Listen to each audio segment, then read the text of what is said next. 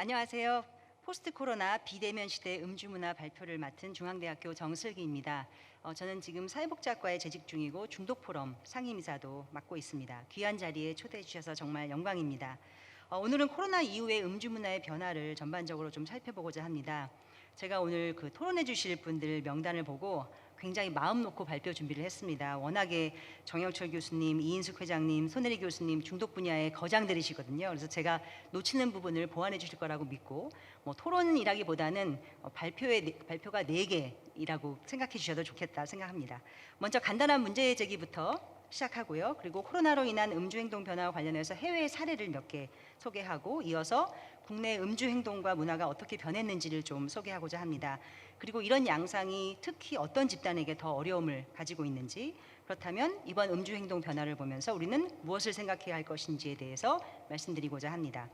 너무나 잘 아시는 것처럼 한국의 음주 문화는 음주 문제는 어제 오늘 일이 아니죠. 많은 알코올 중독자, 또 높은 중년 남성들의 고위험 음주율, 그리고 최근 몇 년 사이 또 목격되고 있는 젊은 여성의 고위험 음주율 증가가 눈에 띕니다. 음주운전으로 인한 사고, 또 알코올 사용 장애로 인한 건강보험, 의료비 증가로 인한 사회경제적 비용 증가 등 이런 문제들을 우리가 다 가지고 있습니다. 중독에 대해서 잘 아시는 분들은 모두 다 임모아 말하듯이 한국은 굉장히 허용적인 음주문화, 또 관대한 음주문화라고 알려져 있죠. 요즘 선생님들 아시는지 모르겠지만 소위 말하는 그 국뽕 콘텐츠가 유튜브에 굉장히 많이 떠돌아다니는데요. 해외에서 이제 한국의 사례를 보면서 이런 거 너무 부럽다, 안전한 한국, 깨끗한 한국 이런 거 부럽다 하는데 거기서 빠지지 않고 나오는 콘텐츠 중에 하나가 뭐냐면 12시가 넘어도 환한 거리, 즐거움이 살아있는 곳, 언제 어디서나 안전하게 술 마시는 그런 국가 이러면서 나도 이곳에 여행 가고 싶다 이런 얘기 굉장히 많이 들리거든요. 여기에 더해서 젊은이들을 타겟팅하고 특히 또 요즘에는 여성들을 타겟팅하는 주류 광고, 마케팅도 무시할 수 없는 영향을 주고 있습니다. 2020년 3월에 WHO가 팬데믹 선언을 했죠. 이 감염병 확산 예방으로 너무나 우리가 이제 익숙하게 들리는 사회적 거리두기 시행이 됐고, 또 우리나라는 그렇지 않지만 해외에서는 또 락다운이 되면서 여러 가지 정신건강 문제가 증가하고 있습니다. 재난은 중독 문제 가진 이들에게 훨씬 더 좀 큰 위험이라고 얘기되고 있고, 중독 문제 증가시키고 금단 증상이라든가 여러 가지 의료 서비스 접근성의 감소라든가 그런 문제들을 불러일으키고 있습니다. 중독은 코로나 위험을 더 증가시킬 수 있고, 또 코로나가 확진됐을 때 그 위험성까지도 더 증가시키는 그런 요인으로 작동하고 있습니다.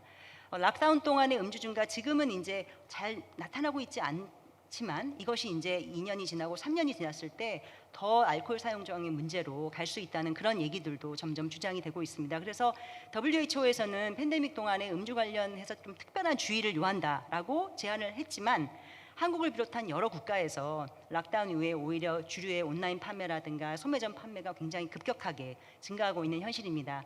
지금부터는 몇 개의 그 해외 사례를 좀 보여드리겠습니다. 미국의 경우는 아주 자세하게 말씀드리진 않겠지만 성인들을 대상으로 이제 패널 자료를 사용해서 분석을 했는데 2019년과 2020년을 비교했을 때 음주 행동이 이제 변화하는 것들을 볼 수 있었던 거죠. 그래서 음주 빈도가 전반적으로 좀 증가하고 있었다는 것을 보여주고 여성의 음주 빈도가 특히 좀 증가한다는 것이 눈에 띄었다고 발표하고 있습니다. 영국의 경우도 2020년 3월 23일부터 이제 락다운이 시작됐습니다. 그러면서 이제 다양한 설문조사가 진행이 되었는데요. 일반적으로 한 20%, 30% 정도가 락다운 이후에 전보다 음주량이 늘었다라고 보고하고 있습니다. 그리고 독일의 경우에도 락다운을 16개 주에서 선포를 했는데요. 3월에요. 여기서도 마찬가지로 여러 가지 이제 데이터를 분석한 결과 주류 총 수입이 6% 정도 증가했다. 그다음에 이제 성인들 대상으로 온라인 설문조사 했을 때도 학력이 낮을수록 그리고 스트레스가 높을수록 락다운 기간 중에 더 많은 음주를 했다. 이런 보고들이 발표되고 있습니다. 그리스에서도 마찬가지로 팬데믹 선포 후에 바로 전국적인 락다운 했고, 그 다음에 이제 온라인 설문조사 결과로 전체적으로 음주는 좀 감소했지만 사람들이 불안이나 우울에 대처하기 위해서 음주했다라고 대답하는 그런 현상들이 보고가 됐고요.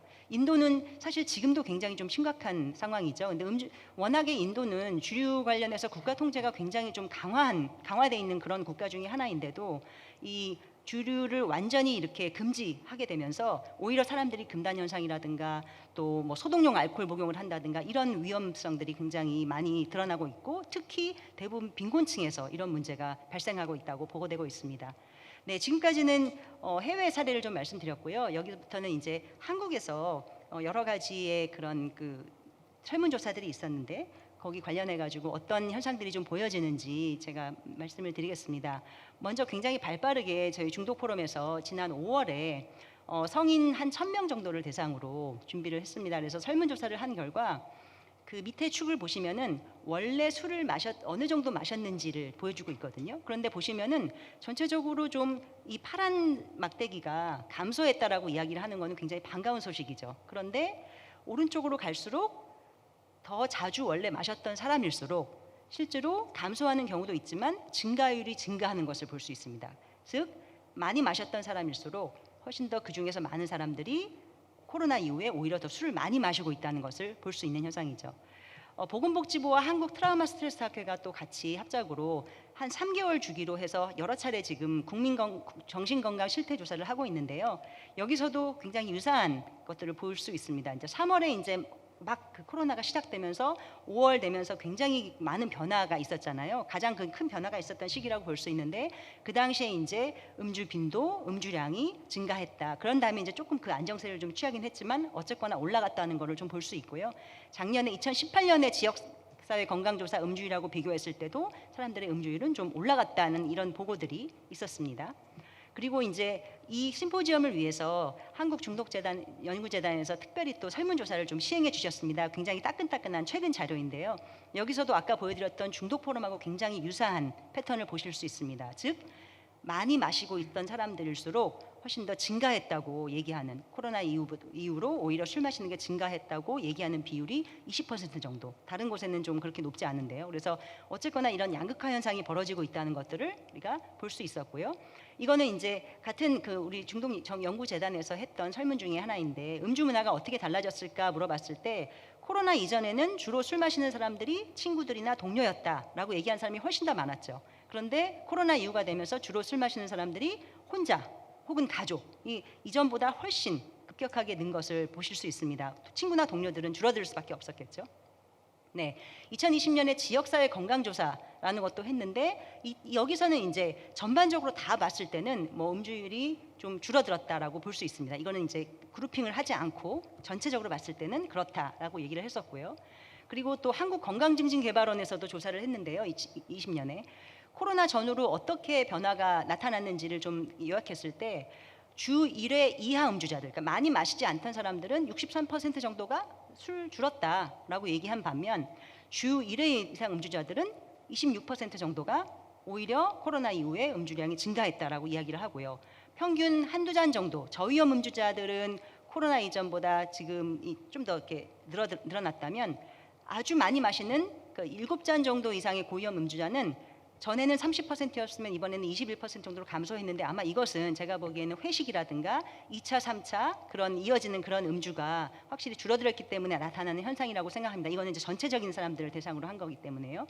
어쨌든 간에 음주량 증가했다고 이야기하는 사람들은 오히려 집에서 보내는 시간이 늘어서 그렇다. 그러니까 집에서 있는 시간들이 오히려 술을 마시게 되는 그런 동력으로 작용했다고 대답했다는 걸 볼 수 있죠.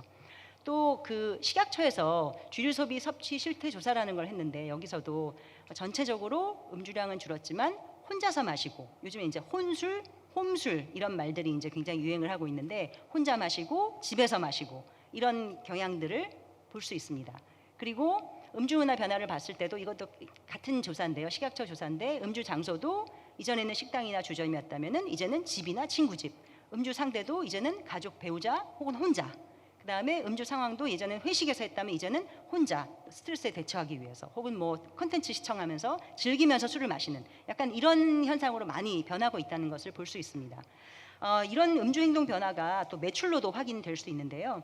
집에서 술 마시는 문화가 증가하면서 와인 매출이 증가했다는 기사가 여러 곳에서 보고되고, 또 편의점 매출 증가 또 보시면은 가정용 술 판매 비율이 65%나 증가했다. 그런데 업소용 술은 35%. 이래서 집에서 이제 가져다가 마시는 경우들이 굉장히 많아졌다는 거죠. 그래서 전체적으로 이 내용을 좀 요약을 해보면 일단 코로나 영향으로 일회 평균 음주량이랑 음주 빈도는 감소했고 또 이제 혼술, 혼자 마시는 술, 집에서 마시는 술 같은 그런 현상들이 나타나면서 음주 문화의 변화가 생겼다라고 볼 수 있고, 말씀드렸던 것처럼 사회적 거리두기로 인해서 뭐 회식이라든가 모임 이런 게 이제 감소하면서 전체적으로 음주 빈도는 줄었다고 할 수 있지만, 워낙 많이 마시던 사람들은 오히려 더 늘었다라는 것들을 볼 수 있습니다. 집에서 또 이렇게 계속 마시게 되면 이런 것들이 이제 습관화되면서 오히려 더 이제 음주 횟수라든가 양이 증가할 수 있고, 결과적으로는 알코올 의존도가 높아질 가능성이 있다는 거죠. 그런데 이제 재난은 항상 약자에게 더욱 가혹합니다. 코로나도 마찬가지입니다. 그래서 이 코비드 영향이 모두에게 같지 않은 것처럼 코로나로 인한 음주의 변화 역시도 보편적이지 않습니다. 단순히 전반적인 빈도 감소라든가 음주량 감소 등에 초점을 두면 어려움을 겪는 이들의 문제를 간과할 수 있습니다.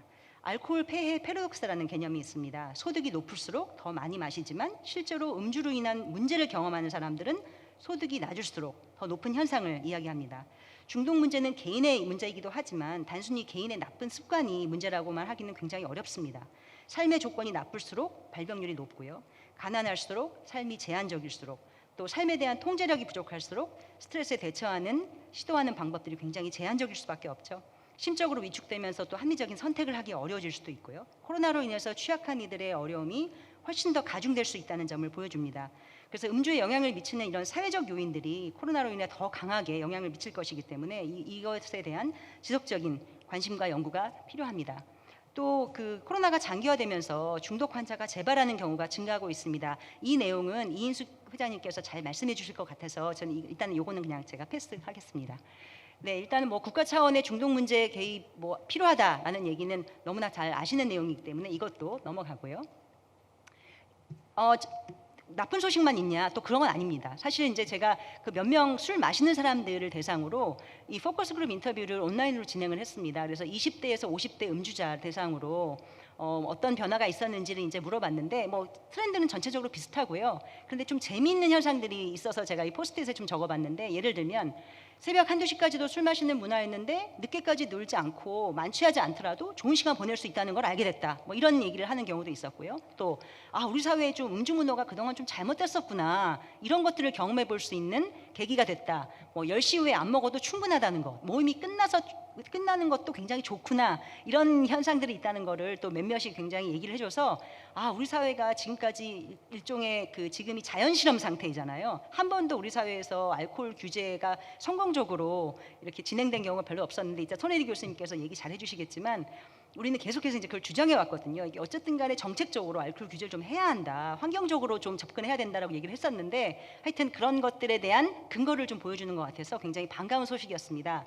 이 WHO에서 접근성, 이용 가능성을 제한하는 것이 결국은 건강한 음주 문화로 갈 수 있는 지름길이라고 그렇게 얘기를 하고 있고요. 우리 사회에서는 근데 이런 거에 대한 이제 규제가 거의 없었다는 거죠. 뭐 예를 들면 판매 일수를 제한한다든가, 판매 시간을 제한한다든가, 판매점 밀도를 제한한다든가, 이런 거는 다른 OECD 국가에는 조금씩 취하고 있는 것인데 우리나라에는 그런 게 거의 없고, 특별히 또 공공장소 음주, 최근에도 굉장히 좀 안타까운 사안들이 있었잖아요. 사람들이 이제 10시에 닫으면서 공공장소로 이제 나가서 술을 마시게 되는 경우들도 굉장히 많이 일어나고 있는데, 이런 거에 대한 이제 규제가 논의가 될 수 있는 발판이 마련되지 않았을까, 이런 좀 반가운 소식 말씀드릴 수 있고요. 전체적으로 요약을 하자면 어쨌거나 음주 문화 변화했다. 혼자 먹는 거, 집에서 가족들하고 먹는 거, 이런 것들 증가했고, 어쨌든 접근성 규제에 대한 근거도 확인할 수 있는 계기가 됐다. 왜냐하면 10시까지 시간을 제한하니까 사람들이 훨씬 좀 덜 먹긴 하더라. 뭐 회식도 훨씬 더 짧게 끝낼 수 있고, 하지만 음주 위험군이 더 많은 위험에 노출되고 있다는 것, 원래 더 많이 먹던 사람들은 더 위험하다는 것, 그다음에 서비스 감소로 인해서 사람들의 삶이 더 힘들어질 수 있다는 것, 이런 것들을 우리가 좀 기억하면서 결국 사회적으로 취약한 이들에게 더욱 가혹한 팬데믹을 우리가 어떤 방식으로 접근해야 될 것인가, 그리고 코로나19로 인해서 더욱 벌어지는 건강 격차를 해소하기 위해서는 적극적인 방법들이 필요하다, 이런 얘기들을 중심적으로 말씀드릴 수 있을 것 같습니다. 감사합니다.